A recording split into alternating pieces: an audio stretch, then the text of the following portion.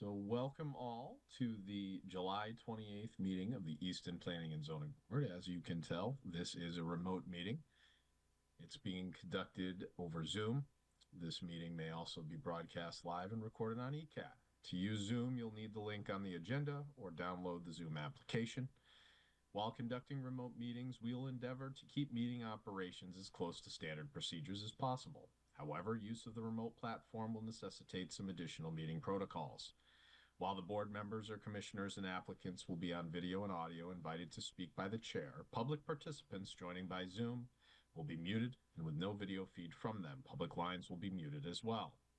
For general meetings, not hearings, and only for items under which the chair solicits public comment, members of the public participating in Zoom may submit a written question via text chat, provided they include their full name and address for the public record. Members of the public viewing the meeting on ECAT may also submit questions in writing by email to dped@easton.ma.us. The chair reserves the right to respond to these questions during the live meeting, but may limit time for such activities. Any questions not addressed in the meeting may be answered afterwards via email and will be incorporated into the minutes of the meeting for the public record. All votes will be by roll call. For public hearings during the public testimony portion of the meeting, members of the public joining via Zoom may be recognized by using the raise hand function found under participants from Zoom, or request with the Q&A function. If you're joining only by phone, you can press *9 to raise your hand. When starting testimony, please state your name and address for the record. The chair reserves the right to designate a specific point of time at which testimony may be offered. As in any public hearing, testimony offered must be related to the hearing being held, and any off-topic commentary may be limited. When all business on the agenda has been completed, the members will vote to adjourn the meeting, signaling the end of the meeting.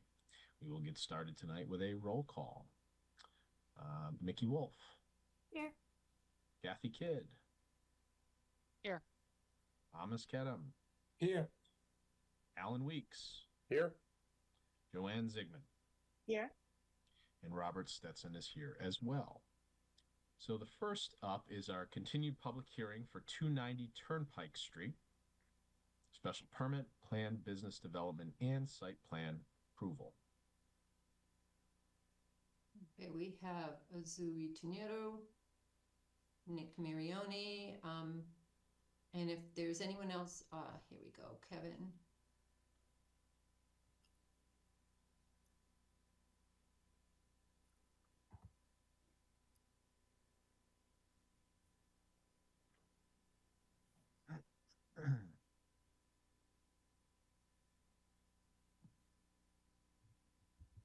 Okay, welcome back, gentlemen. The floor is yours. Just please introduce yourselves for the record, and then you can tell us about the revisions that you've made. Yes, sir. Good evening, Chairman Stetson and members of the board, and Ms. Danielson. My name is Azui Tuniru. I'm a professional engineer and a professional land surveyor in the Commonwealth of Massachusetts with the company of ET Engineering Enterprises Incorporated of 481 Bedford Street, Bridgewater. And I have with me here Kevin Davis, who is a project engineer with the ET Engineering Enterprises, Inc. as well. I believe Mr. Marioni joined us last time. I'm not sure if he's on, but if he's not, he might be joining momentarily. I'm here. Okay, great. So, Mr. Chairman and board members and Ms. Danielson, last time that we met, there were 3 items that were of note. The first item is the intersection of Turnpike Street and the existing driveway that will be utilized for access for egress and ingress. One of the items that was raised was the left turning movement from exiting the site onto Turnpike Street. So we have proposed R5-R3-2, which is our manual of uniform traffic control devices by the Transportation Department, U.S. Transportation and the Institute of Transportation Engineers. And so we have shown the location, and we use the red font color to make it easy to read. So you can see where it says proposed no left turn sign, as well as a stop sign, which will be the R1-1, and it shows the width and the size. So those are the two items. And then the third item, Kevin, if you would, please go to the photometric plan. And if you can zoom in a little bit, Kevin.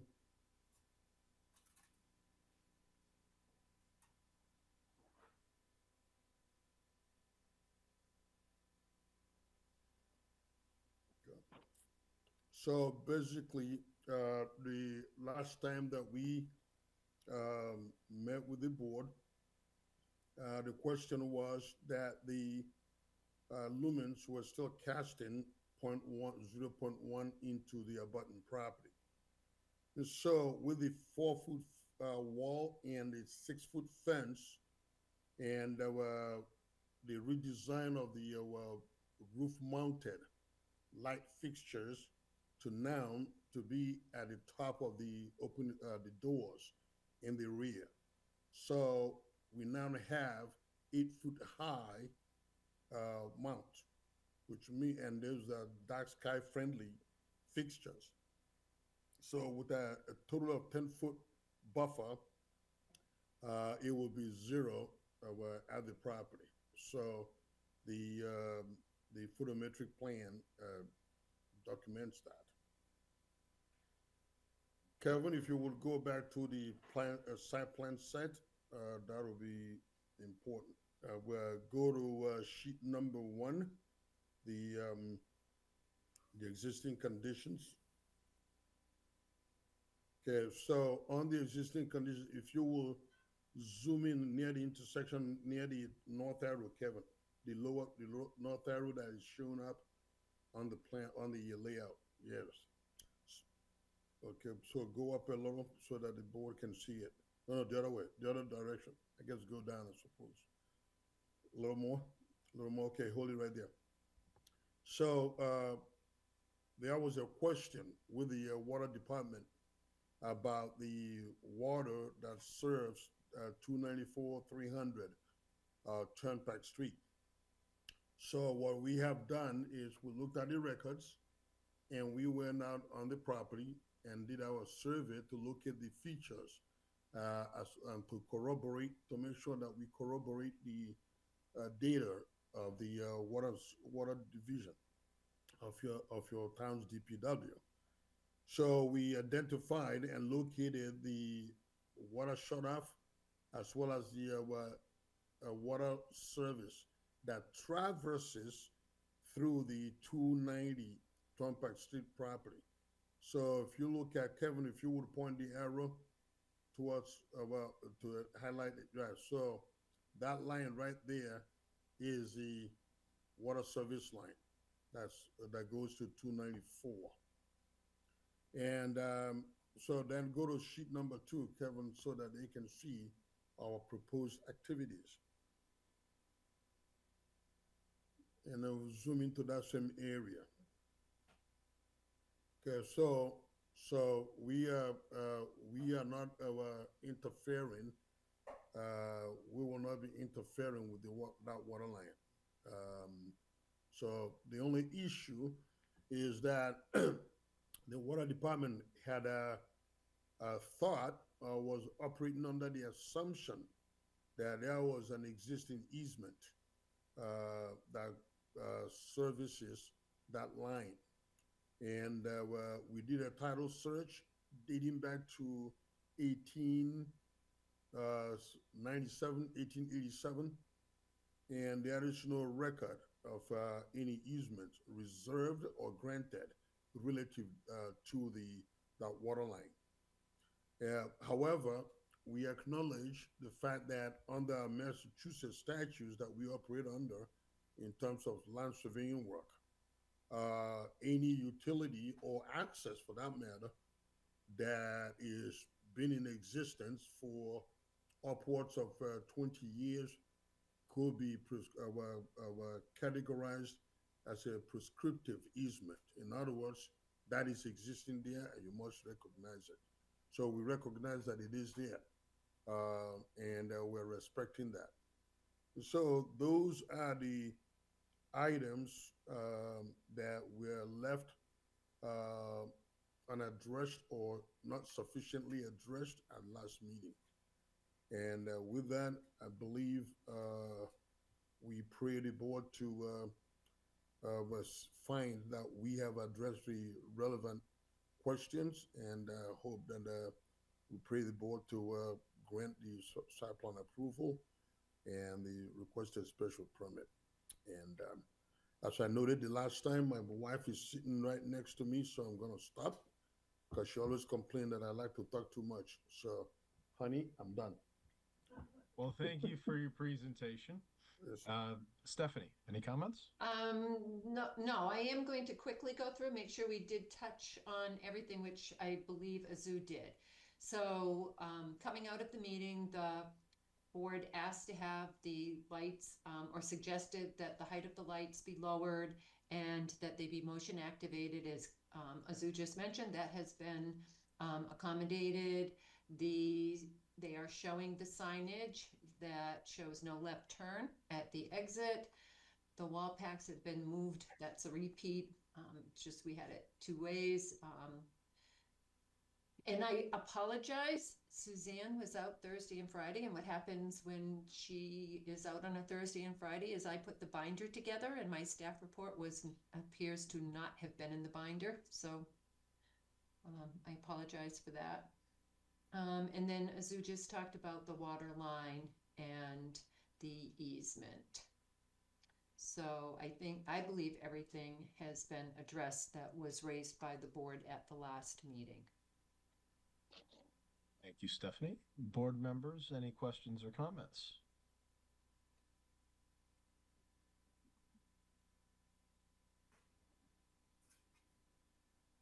Hearing and seeing none, I am going to open it back up to the public now at this time. Do we have anyone that wishes to speak from the public? If so, please raise your hand. Okay, we have someone who is showing as am good, and I just allowed them to speak. Can you hear me? We can hear you. Just please introduce yourself, state your name and address, and then the floor is yours. Okay, great.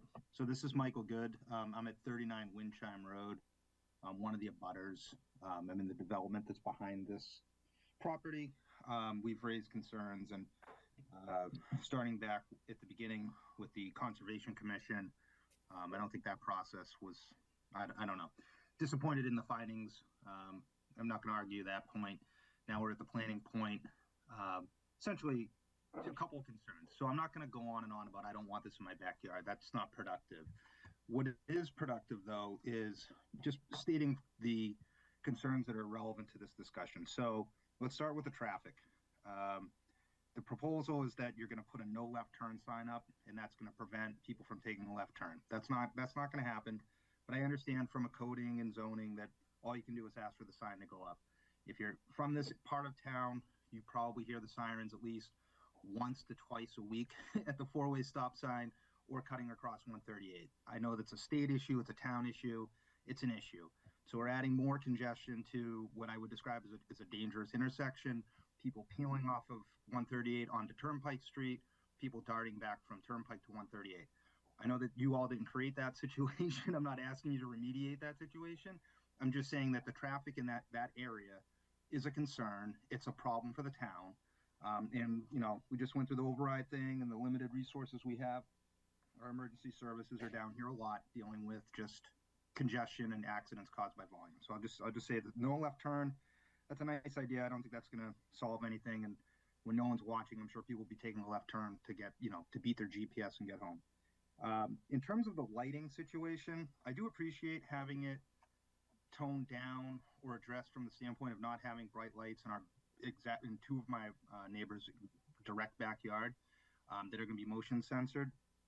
we had a conversation with Nick, representing the property a couple months ago about that as well. There's already existing pole lights on that property that are bright, that are on all night. They do interfere with sleep. You have to get blackout curtains for your house. So I don't really think that that's going to solve for anything if the other lights aren't being addressed. And I guess it's too late because you already gave them approval on that. When we raised that concern, it was met with our developer was wrong for putting our neighborhood here and for us buying houses here, and that we never should have been moved here because this is an industrial zoned area. My problem with that is I bought a house. I don't know the histrionics of what was approved, when, who bought what parcel of land at what point in time.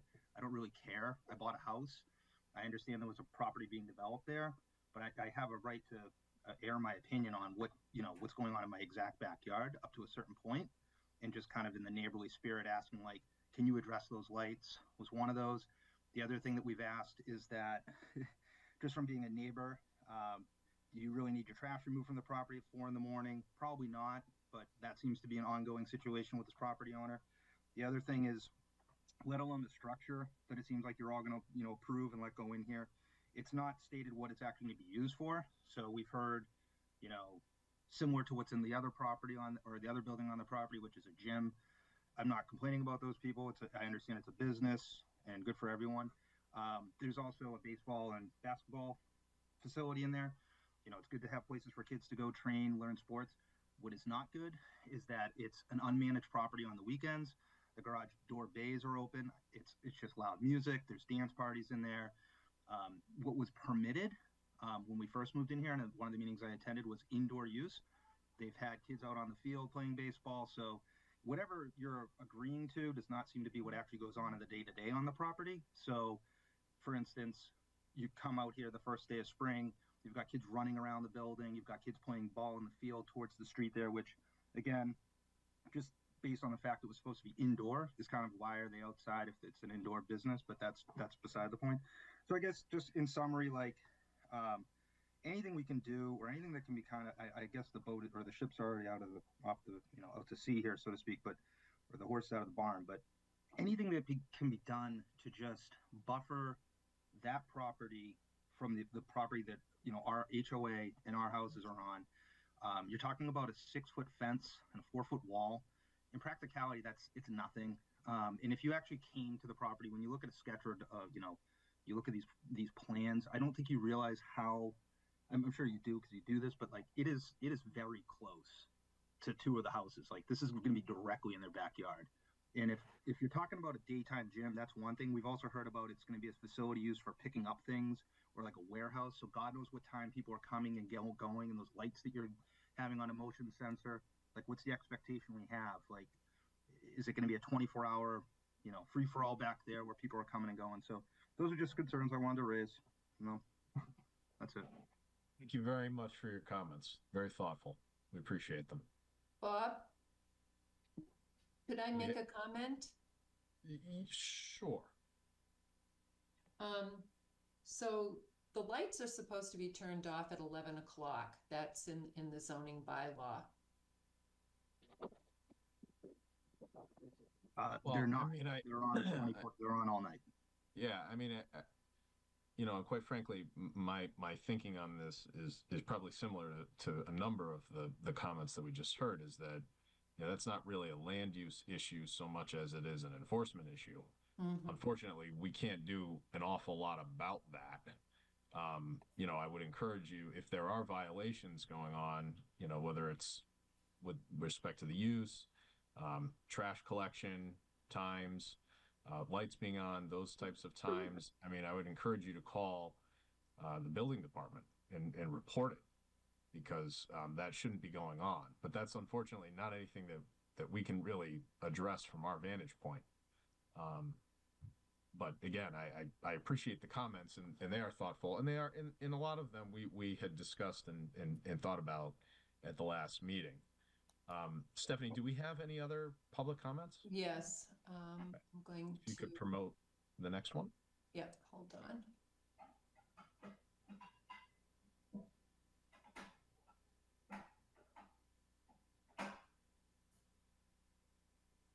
So we have Ron D. and Camilla Smalls. Yes, good evening. Hi, this is Rondy Smalls, 47 Windchime Road. To the board, thank you very much for taking our messages again. At the last meeting, me and my wife, we were on and we were discussing some of the issues that we had in concern with the building being right up to our property line. My wife did submit several photographs, I believe, to Stephanie over the course of the last week. I'm hoping that she did receive those photos. And it sort of shows where those stakes were in the ground in comparison to where our property and building is. And the proposed wall is very, very close to the easement between the two properties. It leaves very little space in between. And that's one of our main concerns, is that the proposed wall, which is 10 feet with, 4 feet of concrete with the 6-foot fence, it's very quite close. And one of the concerns is that since it's such a stately piece right upside the two properties, it sort of will dwarf the trees that are beside the properties and probably will cause some damage to their growth.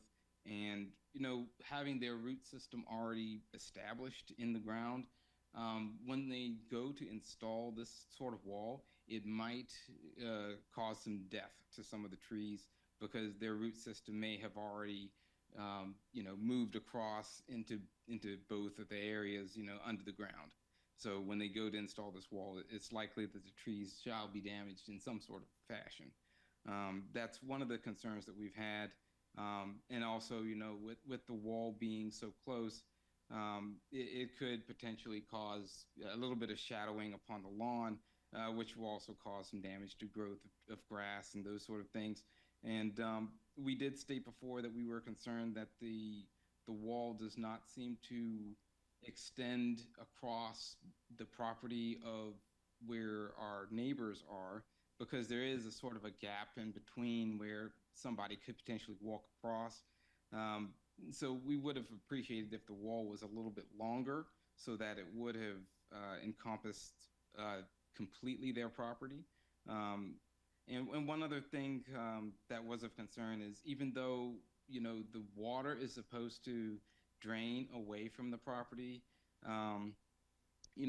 given that the wall is concrete, during certain times of the year, I know rainfall, it would likely wash the other way away from our property. But one of the concerns would be with snow. If you look at the location and where they've got their snow banking up, it sort of seems to be on the side of the road next to where the housing community is. And so if all of it is sort of banked up there, it could potentially melt down, and some of that snow runoff could potentially impact our neighbors on the other side. And it could cause additional water in their yard because it's not going to be on the position where that wall is located. And so that's one of the concerns that we've got, is that, even though the wash of the water is supposed to drain away from the neighborhood, because of things like snow getting piled up against certain things like that and being placed in those sort of locations, you might necessarily not have all the water run off away from our community. Thank you very much again for your thoughtful comments. We appreciate them. Stephanie, do we have any other public comments? We have one more. Hi there. Welcome. If you could just please state your name and address, and then the floor will be yours. Oops, wait a minute. No, they should be able to speak.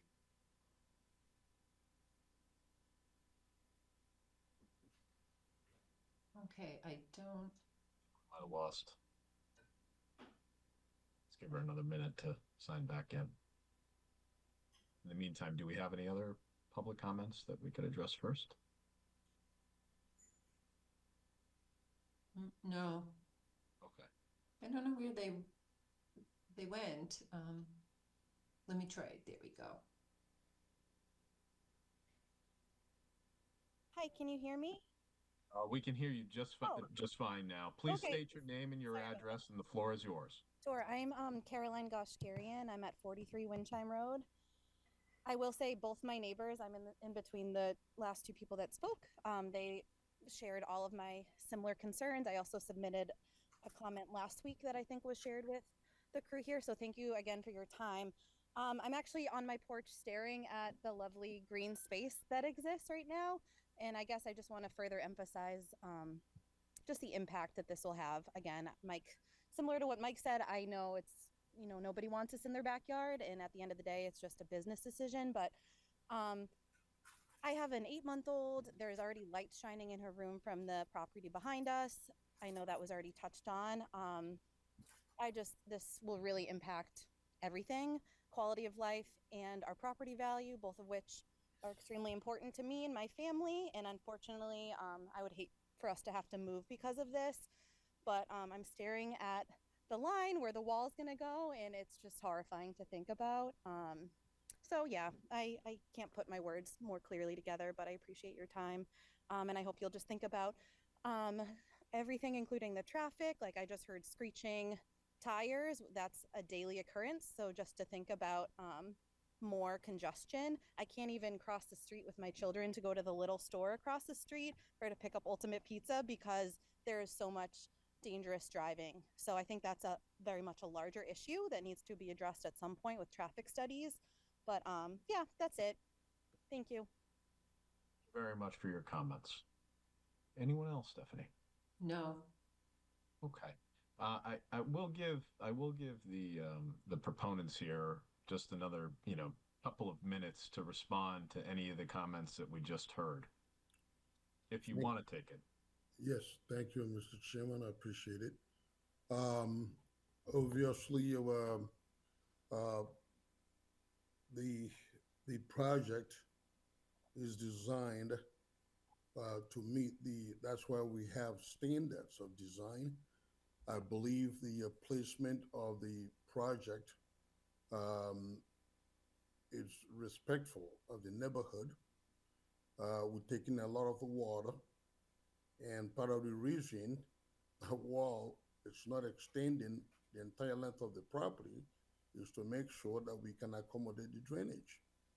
And so that is the reason. And then also to provide a physical barrier between the project and the abutting properties. The property Can you speak to the could you speak to the snow impact issue, the snow issue that was raised specifically? Because I thought that was an interesting and new point. Yes, we are required to designate snow storage area, which we have, and the last meeting it was actually touched on, and we've clearly indicated that any excess snow must and will be hauled off-site.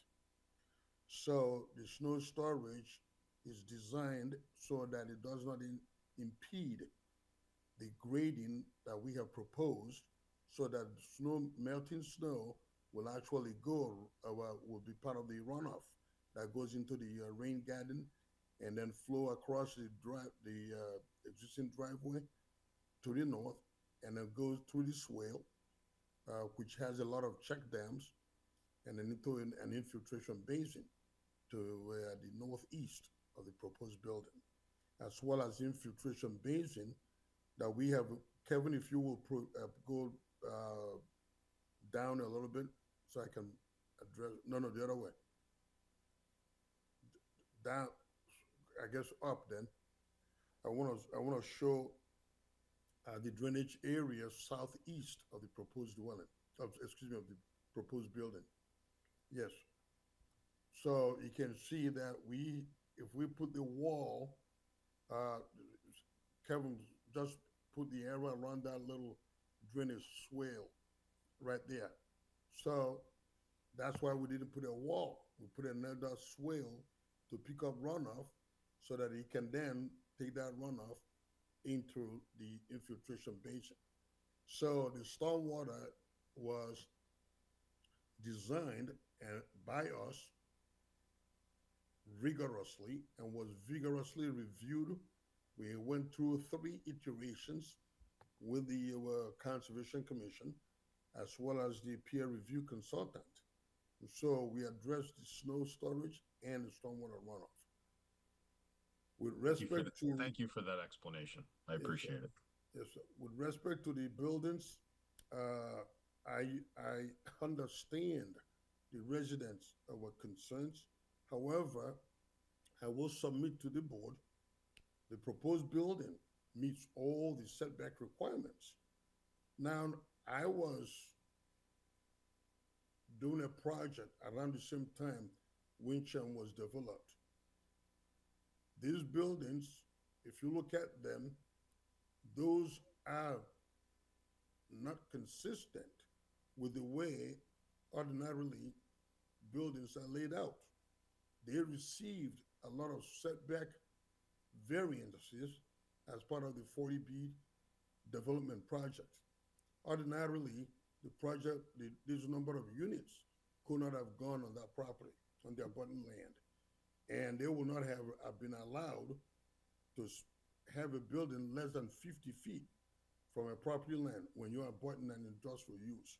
So I understand the concerns, but part of the issue is that there was a lot of relief granted, a lot of zoning relief that ordinarily would not be granted to have the development there. And that is what happens a lot of times when projects are allowed, residential developments are allowed in industrial areas. And I understand that and I respect that.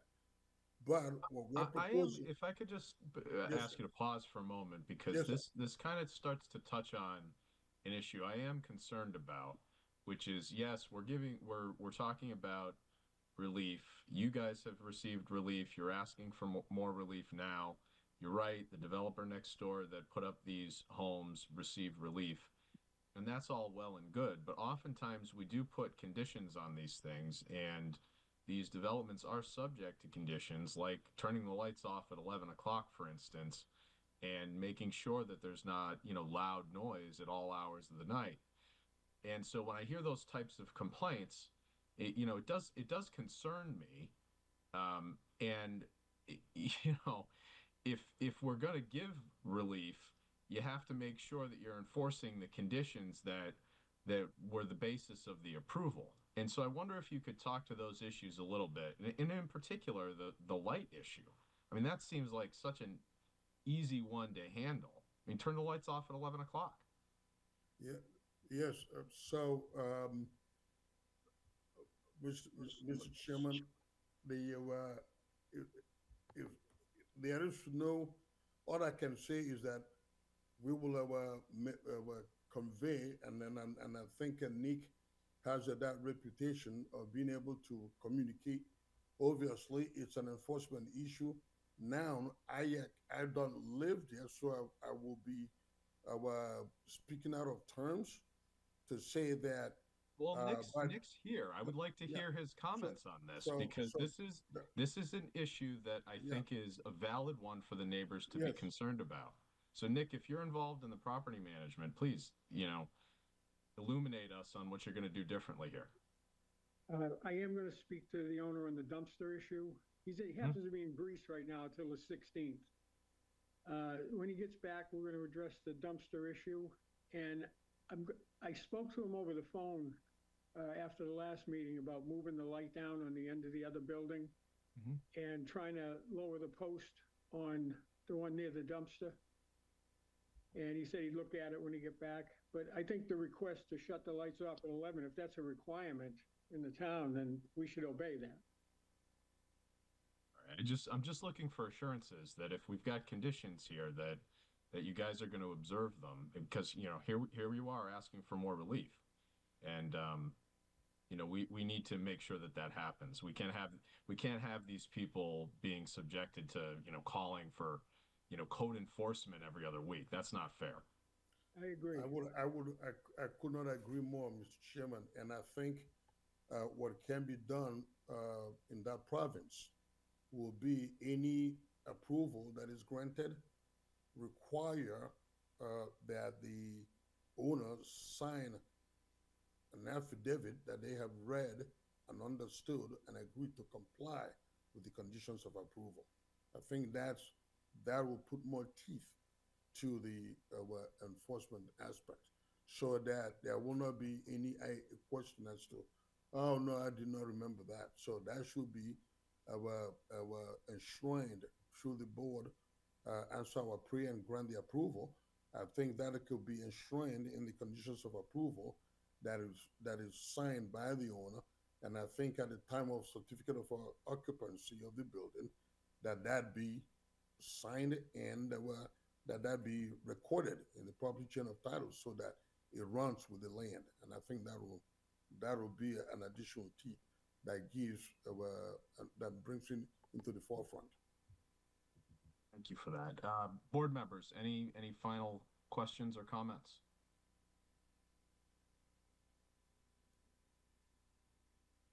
Hearing and seeing none, it's up to the proponents here. Would you like us to close the public hearing? Yes. Bearing any other requested information, we would ask that it be closed, and that the suggested condition, if the board were to grant our prayer, be incorporated and be made part of any document that must be recorded within the property chain of title. Thank you. Board members, any motions? Motion to close the public hearing for 290 Turnpike. Sigmund, second. Any further discussion? Hearing and seeing none. Wolf? Aye. Kedem? Aye. Weeks? Aye. Kidd? Aye. Zigman? Aye. And Stetson's and I as well. What do we want to talk about here, guys? Do we want to, think about any conditions? I mean, what are our thoughts here? I'd definitely love to include somehow the conditions with trash removal and the lights.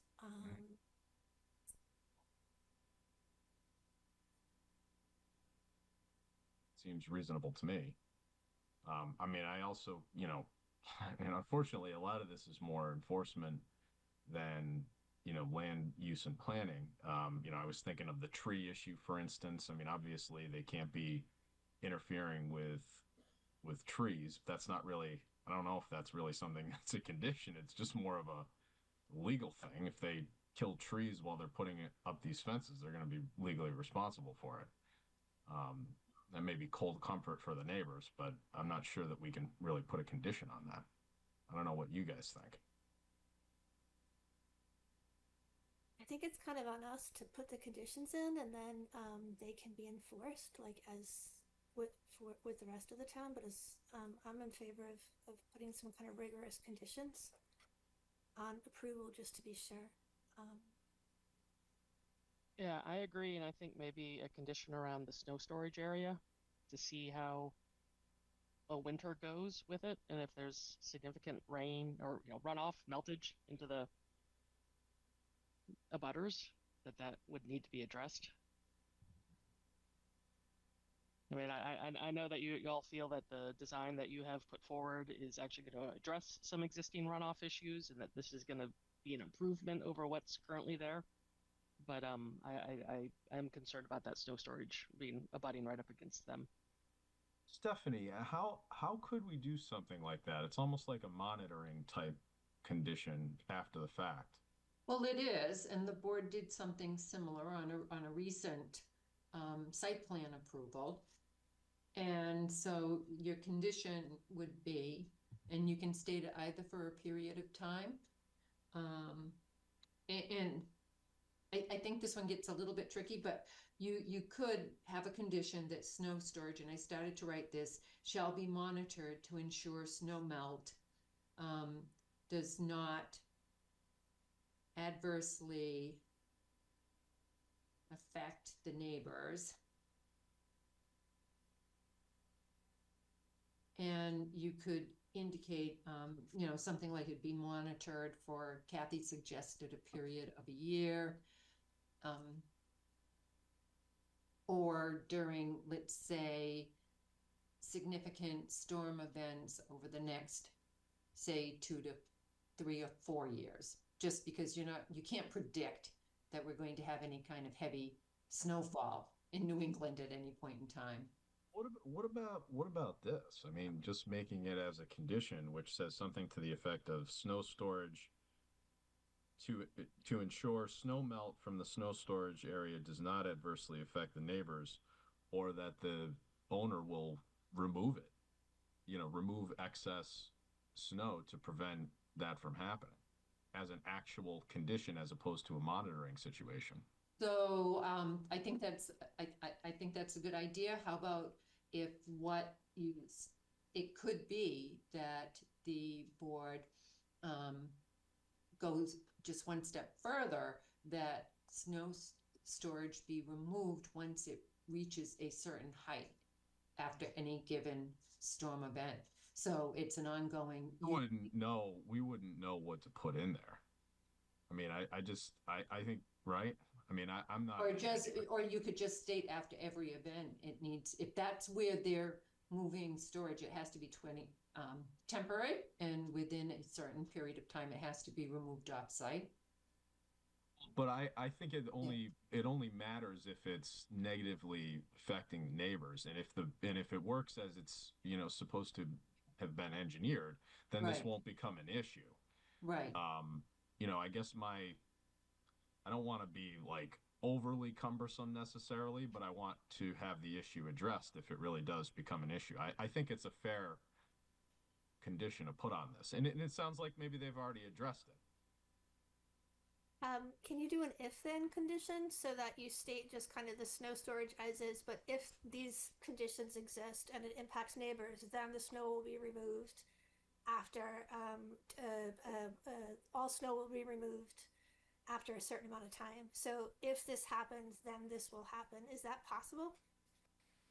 It's a good idea, Mickey. I don't know precisely how we should word it, but I think I would support it for sure. What do the rest of the board members think? I think that would be fine. I mean, by design, if the grade takes it to the rain garden, the only risk would be if it gets overloaded and spills onto over the property line. And then they just remove what they need to remove and then move on. Okay. I mean, Mickey, I liked your if-then idea. Do you want to make a motion with that condition, and then also, one that is mindful of some of these other issues, like turning the lights off and, maybe providing an affidavit that the owner is aware of the conditions and will enforce them, something like that? Yes, I can try.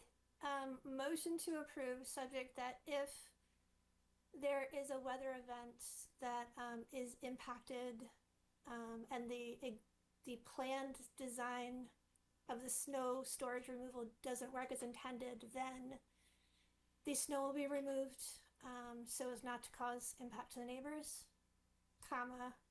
The next one was that the lights shall be enforced by turning off at 11.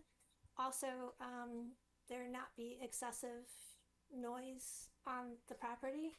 I don't know. I'm actually genuinely unclear how to phrase that one. I'm sorry. So could I comment on that? Yes, please. Outdoor recreation is its own special permit. And this, I don't believe, has been approved for outdoor recreation. So even if it's not formalized, what I heard from the neighbors were that that's what's happening. Kids are going out and they're playing in the field with equipment, whatever. Why don't we just have, I mean, the conditions and the requirements are what they are. Why don't we just take Azu up on his proposed condition, which I thought was a really good one, which is before the C of O is issued, make the owner sign an affidavit that he's aware of all these conditions and that he'll work to enforce them.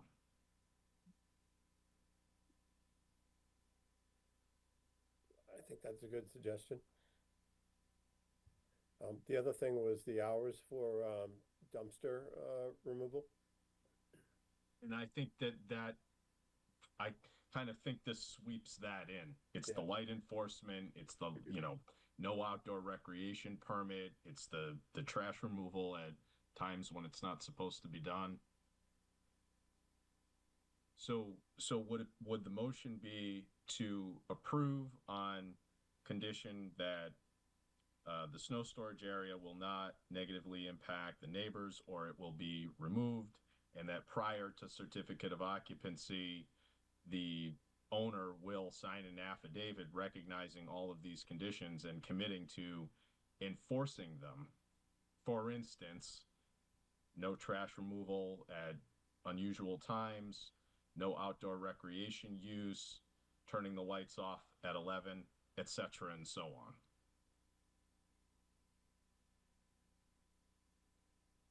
I think that grabs it all. So can I make the motion like Bob said, but Wolf? Second, Kevin. Any further discussion? Hearing and seeing none. Wolf, Aye. Kedem, Aye. Weeks, Aye. Kidd, Aye.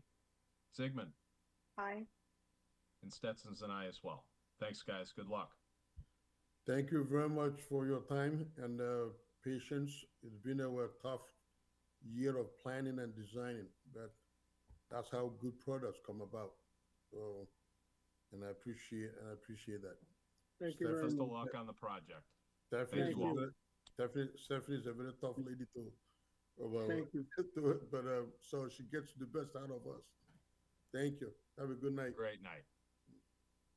Thank you. Okay, next up is street acceptance. This is Sherwood Drive, Summer Heights. We need a vote to place Sherwood Drive on the warrant, and also a vote to release the surety. Stephanie?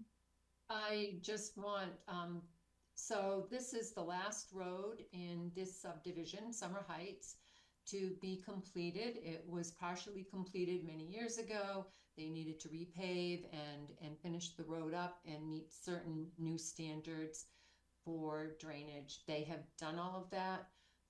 We have approval from the DPW. There were no conservation issues on this project, so my recommendation is to approve forwarding it to town meeting and releasing the funds. This is two separate motions. Yes. Okay. Board members, any questions or motions?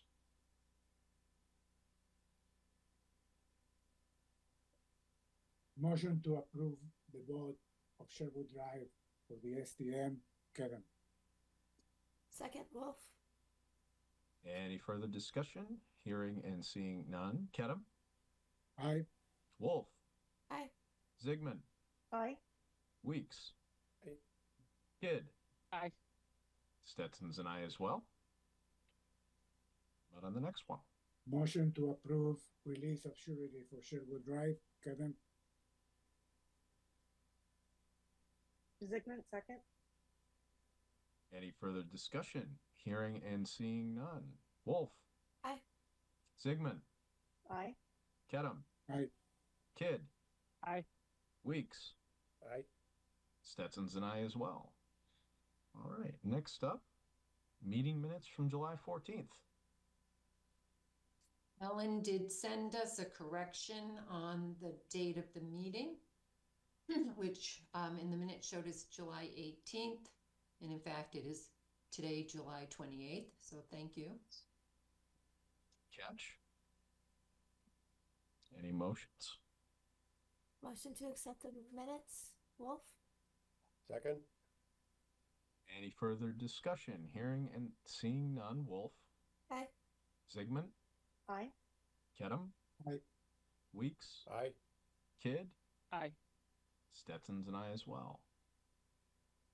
All right, no real chair updates this week.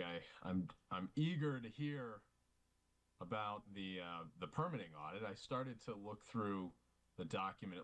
It looked very interesting, and some of the comments and conclusions were very similar to what we've been discussing over the last number of years. So I was pleased to see that. But Stephanie, I'd love to hear your thoughts.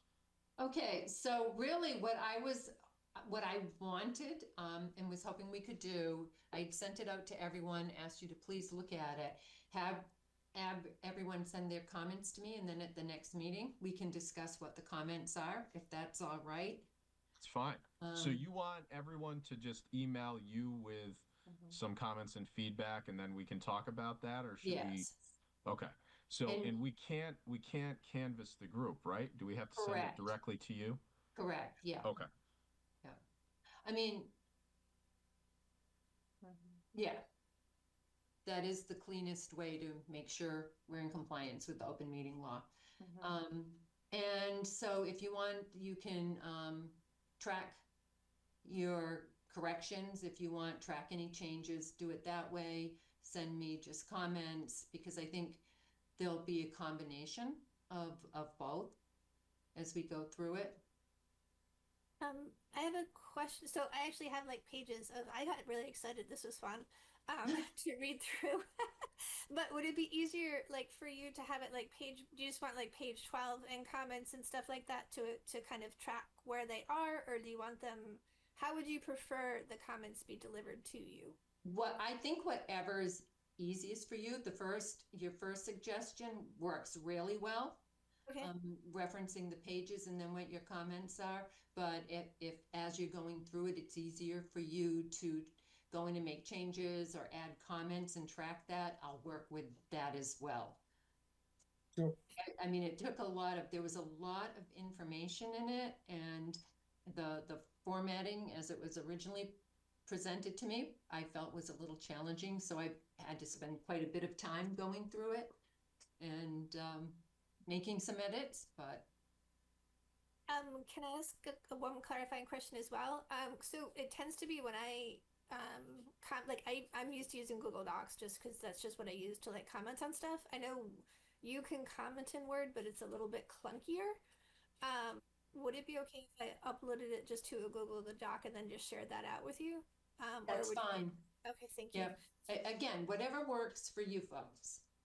I've had to do 2 contracts lately in Word, and it's just been a nightmare, and I don't want to do it again. And are we not allowed to work off the same Google Doc? yeah, why not? I think that would violate open Is that a meeting law. violation? I do think, Yeah. yes, yeah. Or it touches around the edges. I mean, if Right. because then if you might be responding to something someone else said and you're doing it outside of the meeting. So, but we can use the review function of Word and Yes, right? yes, Are you yeah, familiar with that software, right? yes, Okay, very, very much. that's the easiest for me at least. Yep. I have used. Unfortunately, I'm sorry. lawyers are not terribly progressive either. So Oh, much to work. I find Google Docs it's funny Mickey saying it's easier. So clearly it probably is, and I'm just so stuck in my ways, but I'm fine. We deal in both, so. It has its limitations, I'll say that, but for something like this, it's Right. it's a little bit easier, but in a lot of ways, no, it's not. I will Yeah. 100% say that. I struggle with Word and tracking changes and consolidating versions. It's very, very funky. Yeah, I've had we've been working on a couple of contracts, and I cannot get some of this stuff to the point where I just wound up retyping all 30 something pages of a contract because I couldn't get some of it. I just couldn't get it to work in Word, some of it. So Yeah. I don't have to do that again. Especially not with when you have graphics and stuff in Word. Yeah. I mean, the other option is I can put it in my OneDrive file, my personal OneDrive, and share that with people. Is anyone else using OneDrive? It works a bit like, as I understand it, works like Google Docs, where everyone would go into the same version and make their own. But then again, But then we're running into the same issue. Yeah. Of We are. So it doesn't matter. Whatever is easiest for each of you is fine with me. I mean, I thought it was pretty well written, and the scan I did, I didn't see many typos, so I think it's mostly just substance. Oh, thank you, because that was the last thing I was finishing up, was going through and finding the typos in it. I think I had 3 when I did a quick review of it. It was mostly just, yeah, it's mostly substantive things, Yep. and some of which are great, some of which I have questions on, and some of which I'd love Yeah. to explore further. And I think what I'd like to get out of the next meeting is really, so Wayne Feeden, the consultant, has really highlighted what he feels are kind of the quick hits, things that can be done quickly, and then things that take more time. And what I'd like to do, so that we have it for the next planning director, is what are your priorities and the boards, and your feelings about some of the, there are some things that would require some amendments and other changes. So I'd like to hear your thoughts on that as well. I think prioritization is going to be important, because there are a lot of quick wins that in the course of a year would probably be too much to do. Yes. Yep.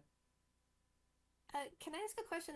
It doesn't directly relate to this, but it's kind of a corollary of it, which is that there's a lot of, like, on page 12, spent a lot of time talking about permitize, which is great, except would it be permissible maybe in a future board meeting where we could get like a day in the life of permitize to see kind of like what a developer sees when they upload? So I don't know what that looks like from their end. So if we created like a fake project and just kind of pushed it through so we can see what it looks like. Yeah. Yes. Yep. I think it would help with kind of like a foundational approach to understand kind of what folks are dealing with and where they're coming from with some stuff.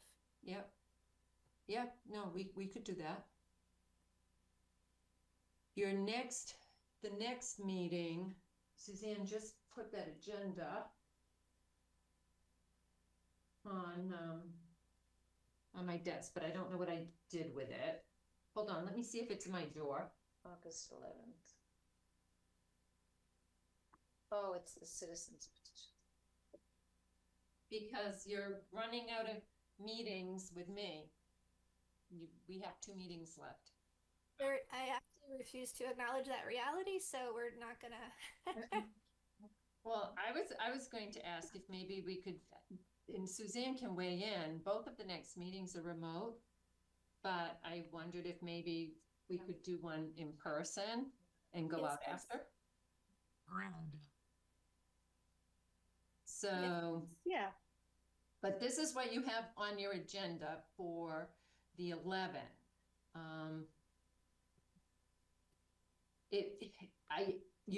We have a continuation of 95 Union Street, which may or may not, based on just what's been going on with that may or may not be on that agenda. It may move to the 28th, and then you have the proposed zoning amendment for the citizens petition for some changes to the special regulations as it relates to childcare centers and residential districts, and a butter notification for site plan review. And I'm expecting that there will be a few residents at that, members of the public that will want to speak. But right now, those 2 are the only items on the agenda. So I'm kind of thinking for, we could we could put on the permitized review there, and if things move along, we could do that. And if not, we could just continue and put it on the next meeting agenda. Or I could come back for a guest appearance sometime in September when the new planning director is on and do it for everybody.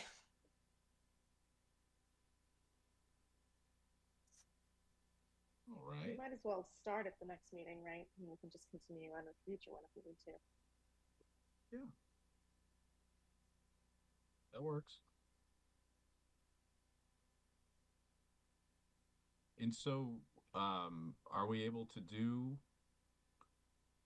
I mean, I'd prefer if we did the next meeting live, because I'm going to be on trial on the 25th, and chances are I will not be able to attend. And I would really like to attend live with you guys.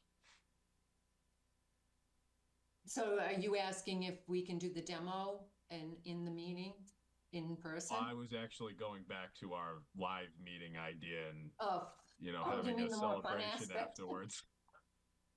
So you're saying on the 11th because you won't be available on the 25th, do you think?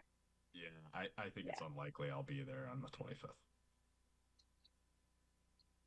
It's fine by me. I would have to check the meeting space. Yeah, check on the room. Right, I'll check on the room. Okay.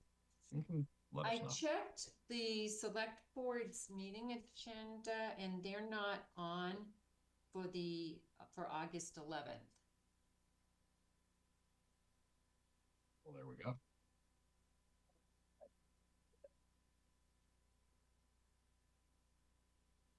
Are there other boards that use that room?